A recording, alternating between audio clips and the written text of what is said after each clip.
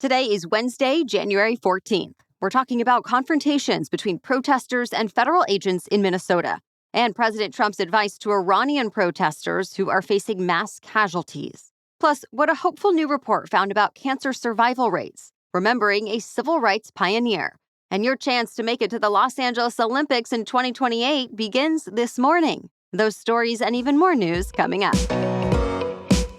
Welcome to The Newsworthy, all the day's news in less than 15 minutes. I'm Erica Mandy. Thanks so much for being here. Let's do this. Anti-ICE protests are growing even more tense. Large crowds of protesters in Minnesota are rallying against what they see as overly aggressive immigration enforcement tactics. Many are also calling for justice for Renee Good, who was shot by an ICE agent in Minneapolis last week. It's common for activists to boo, taunt, and blow whistles when they spot ICE agents passing through in unmarked vehicles or walking the streets. The idea is to warn the neighborhood and remind the government they're watching. But some believed to be impeding operations have been arrested. Federal officers have also used tear gas, pepper balls, and flashbangs to get crowds to move out. Things have gotten especially heated between protesters and officers guarding the federal building in Minneapolis being used as a base for the immigration crackdown. So concrete barriers and fencing went up yesterday. President Trump defends ICE operations, saying they're only there to make Minneapolis safer, and that Minnesota's Democratic leadership loves unrest because it distracts from the fraud cases under investigation there. He told the people of Minnesota that ICE wants to remove what he said were thousands of violent criminals and, quote, a day of reckoning and retribution is coming. But local officials have said ICE agents are doing more harm than good by using excessive force and causing fear and chaos. DHS says immigration agents have made thousands of arrests since their operation in Minneapolis began 5 weeks ago. 2,800 federal agents are on the ground, with hundreds more expected soon. 6 federal prosecutors quit their jobs this week rather than work on investigations related to the Minneapolis shooting.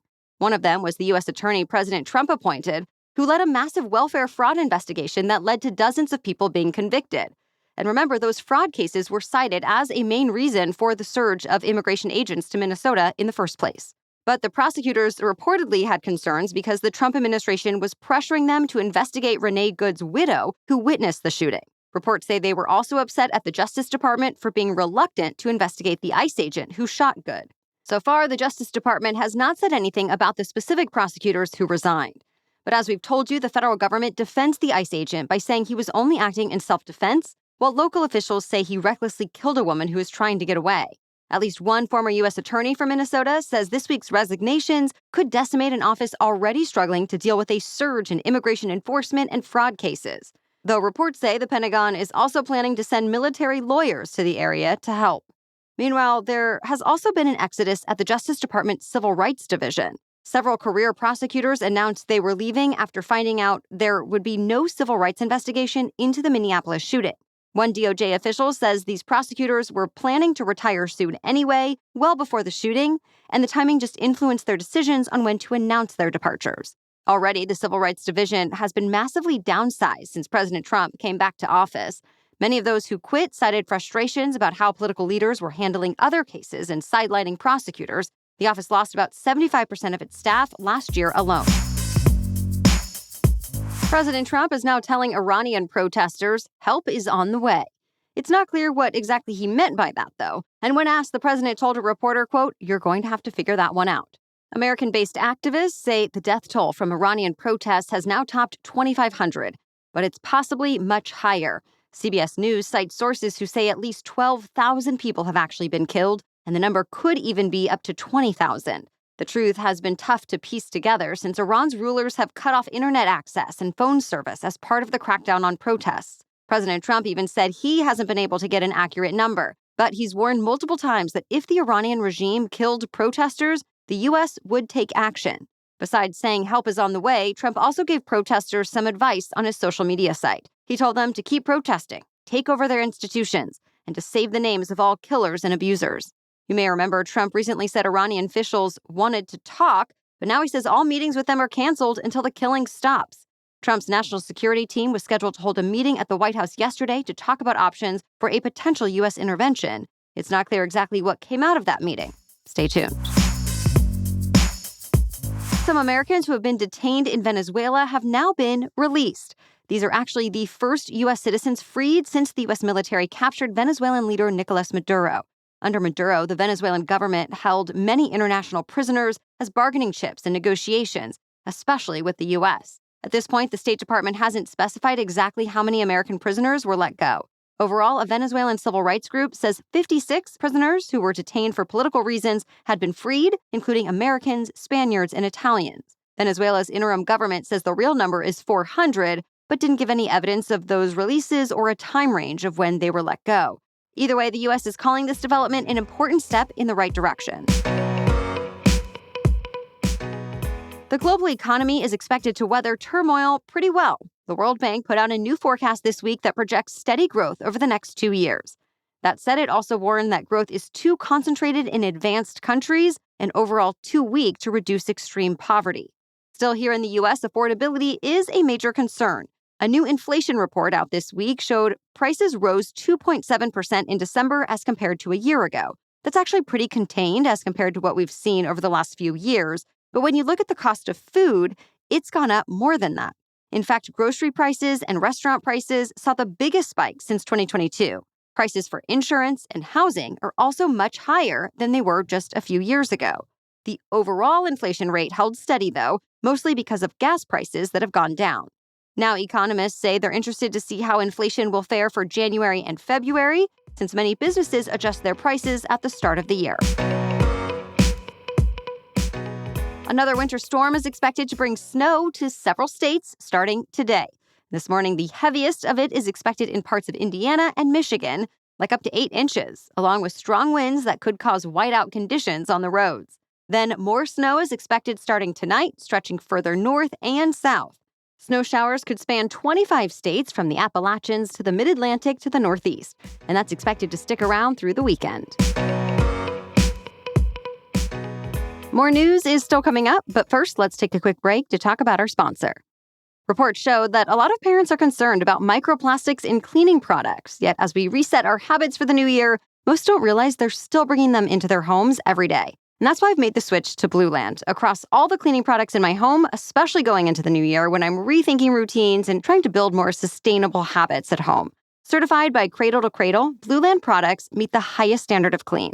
They're effective yet gentle on people and the planet.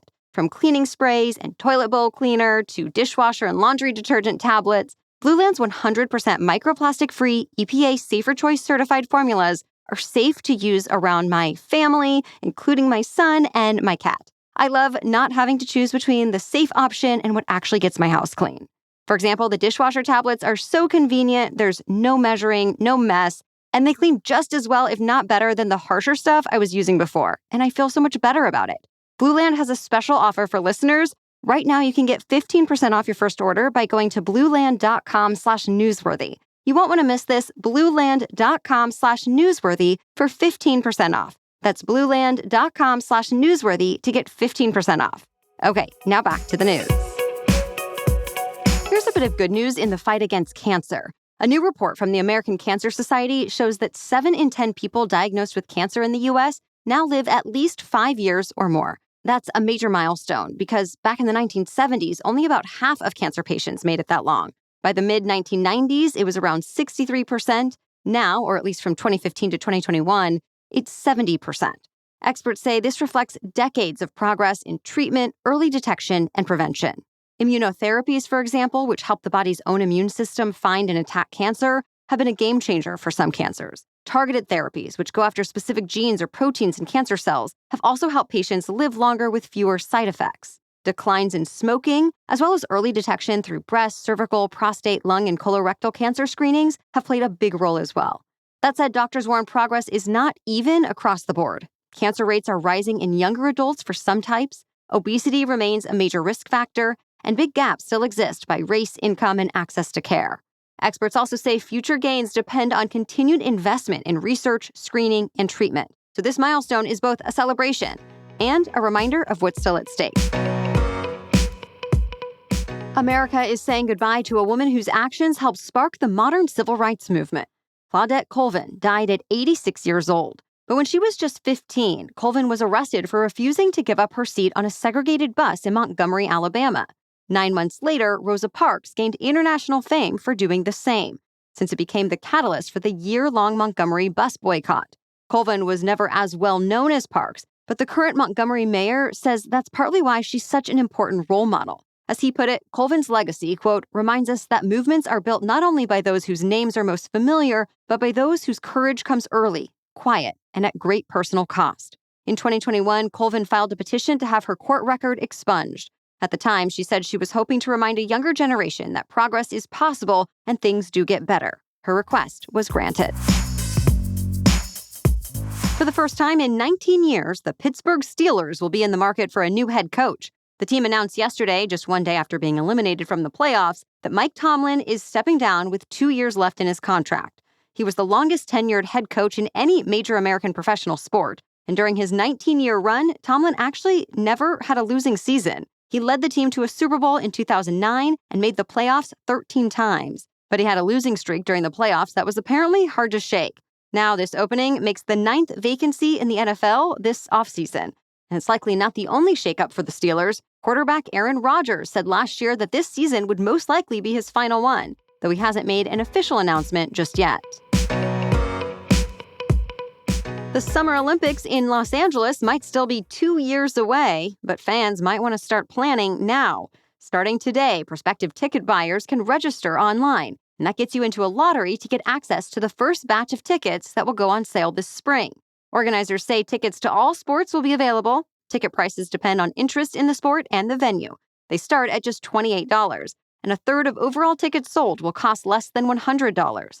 The opening ceremony for the LA Olympics is scheduled for July 14th, 2028. The Paralympic Games will begin 2 weeks later. We've added a link where you can register today in today's episode notes on thenewsworthy.com. Zoe Saldana is now officially the highest-grossing actor of all time. The box office website The Numbers put out its most updated list that says Saldana's movies have made more than $16.8 billion. This comes nearly a month after Avatar: Fire and Ash was released, propelling her to the top spot over actress Scarlett Johansson. Besides Fire and Ice, Saldana has starred in the 3 highest-grossing movies ever. We're talking about the original Avatar movie, its sequel, The Way of Water, and Avengers: Endgame. She's also in popular movies like Guardians of the Galaxy, Star Trek, and Pirates of the Caribbean. On top of all her box office success, Saldana has earned a lot of critical acclaim. In fact, she won Best Supporting Actress at the Oscars last year for her role in Emilia Perez. And that's it for the main news today, so now it's time for Work Wednesday, when we break down one interesting career or work-related news story every Wednesday. So finding a new job might not be as easy as it used to be, but some professions are definitely faring better than others. LinkedIn looked at data from the last 2.5 years and put out a new list ranking the fastest-growing occupations.